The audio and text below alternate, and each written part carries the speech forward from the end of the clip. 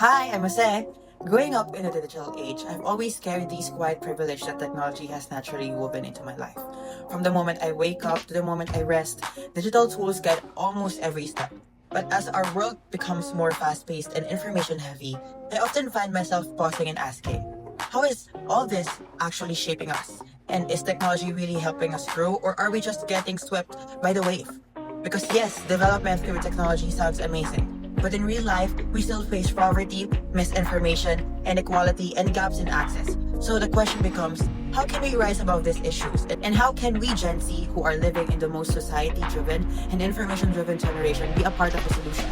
And that led me deeper into ICT4D, especially the beginnings of it found in Unit 1. Which brings me to what I've learned. As I studied Unit 1, I realized that ICT has been transforming for decades. From radios to traditional TV to computers and now mobile phones and social platforms. Technology's purpose started very simple, to communicate. But over time, its purpose evolved. According to Module 1 Definition, Rationale, Scope, and Strategies, ICT slowly shifted from just tools of entertainment or convenience to tools of development aiming to solve real-world problems and uplift communities. And that's where ICT4D was born, using ICT intentionally to target issues like poverty, hunger, education, inequality, and more. Module 1 highlights that if people have access to information, they gain access to opportunities. That simple idea becomes more powerful now that one supports many global development efforts. Then Module 2 connects ICT to the Sustainable Development Goals, showing how digital tools support goals like quality education, reduced inequalities, climate actions, and strong institutions through data, communication, and global collaboration. Module 3 opened my eyes the most, ICT and poverty.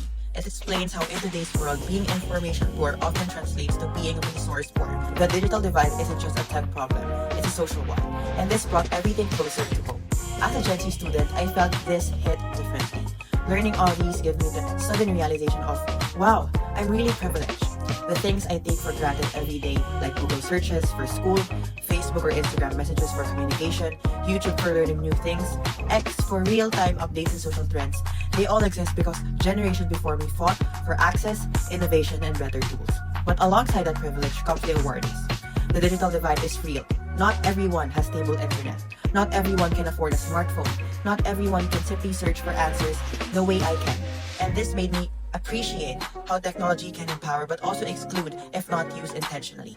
This personal realization deepened into something more. Through these modules, I became aware of the long history and sacrifices behind every device, every platform, every connection we enjoy today. People built this system not just for convenience, but for development. And now we have that responsibility to continue that vision, to innovate in ways that serve the next generation, to create digital spaces that heal, teach, connect, and empower, not just entertain. That's when ICT4D became more than just a concept for me. It became a call for compassion, for thought innovation. It reminded me that the same technology I use for school, church work, creativity, and connection can also transform lives when used purpose, empathy, and awareness, which leads me to this. As a Gen Z navigating the digital age, I believe we can be the light and the bridge, bridging digital gaps through awareness, advocacy, and responsible use, and empowering others by using ICT to share knowledge, uplift communities, and tell stories that matter. Because the beginning of ICT4D shows us one truth. Technology alone isn't enough. It's how we use it with purpose that creates real change. And this is only the beginning of how we can make technology meaningful, inclusive, and truly transformative. At the heart of every development is people and our collaborative desires to build a better future. So, here's my question for us all. If this is where ICT4D began, where can we take it next?